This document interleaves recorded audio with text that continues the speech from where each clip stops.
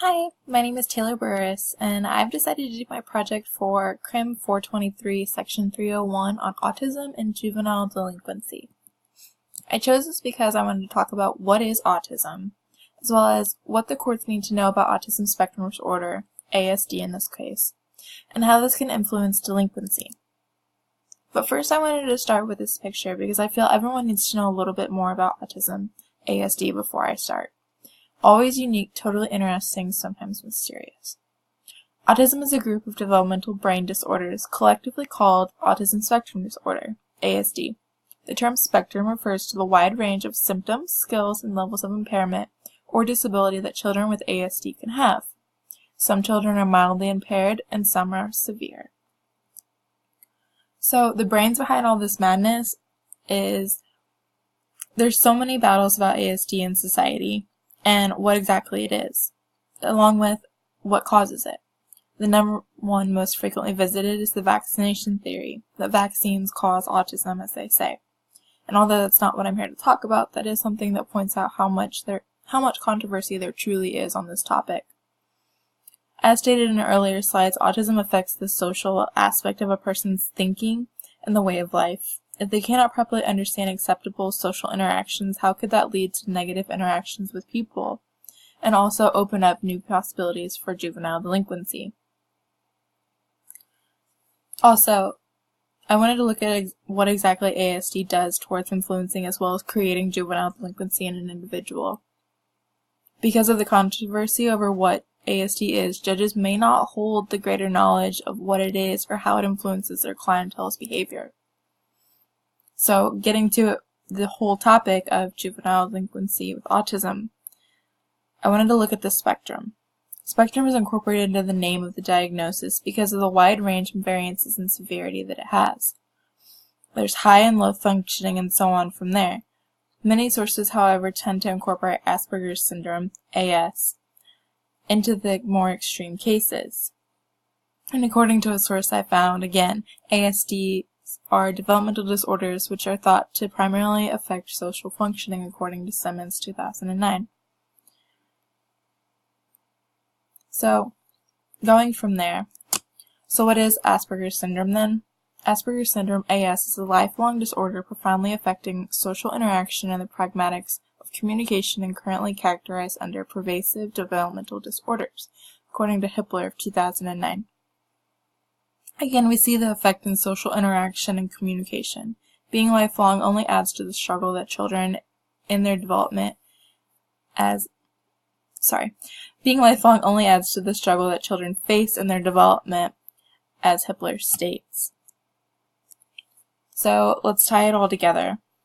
According to Simmons, a diagnosis of ASD requires a clinically significant delay in language development before the age of 3. 1 to 3 is typically the range that they're looking for.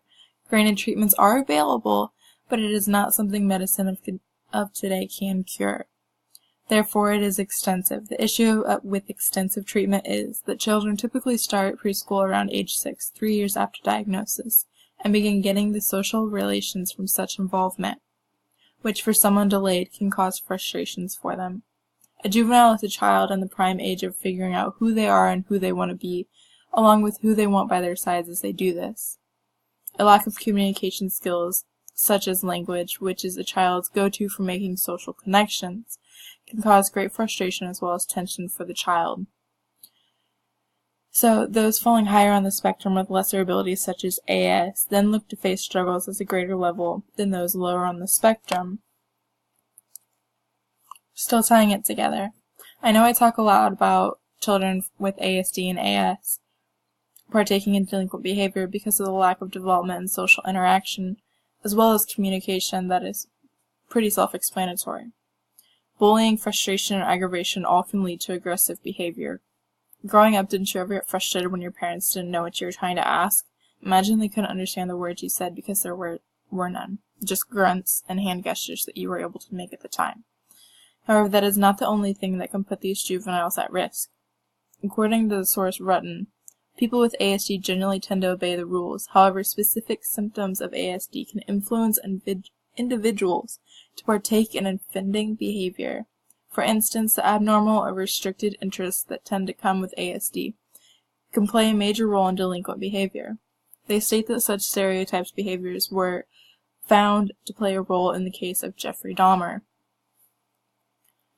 So they said these said stereotypical behaviors could be considered as antisocial behaviors, repetitive behaviors, social anxiety, increased interest in one specific topic, for instance, the sexual drive of the individual, and many more, again by Rutten.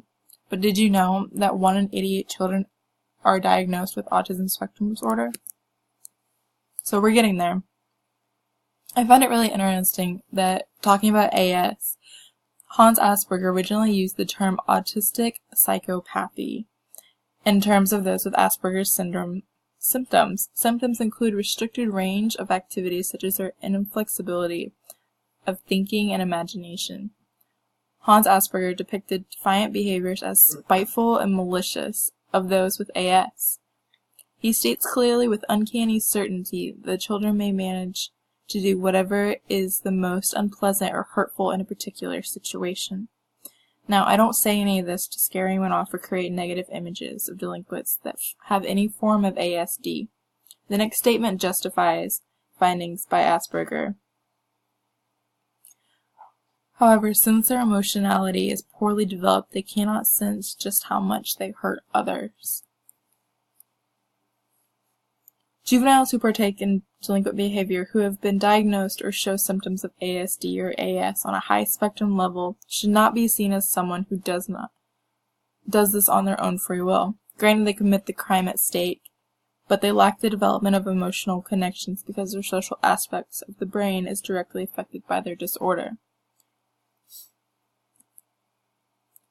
Well, let's clear that up.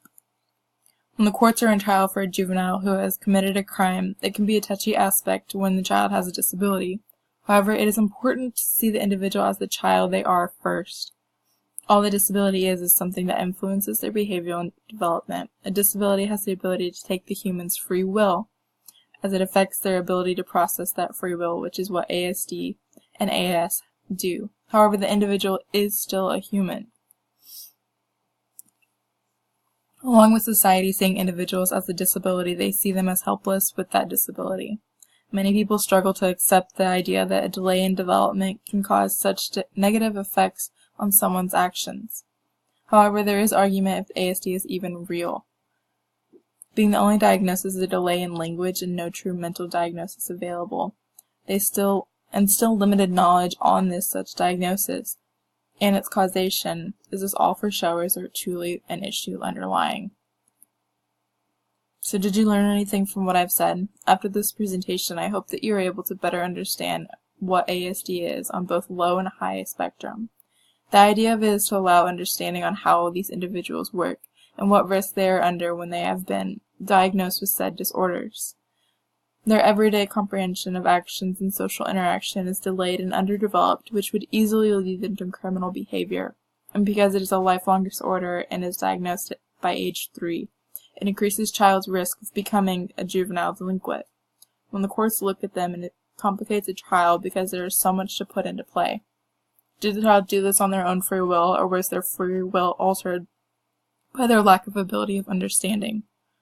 It is a complicated process altogether and is still under the scope trying to figure out the answers.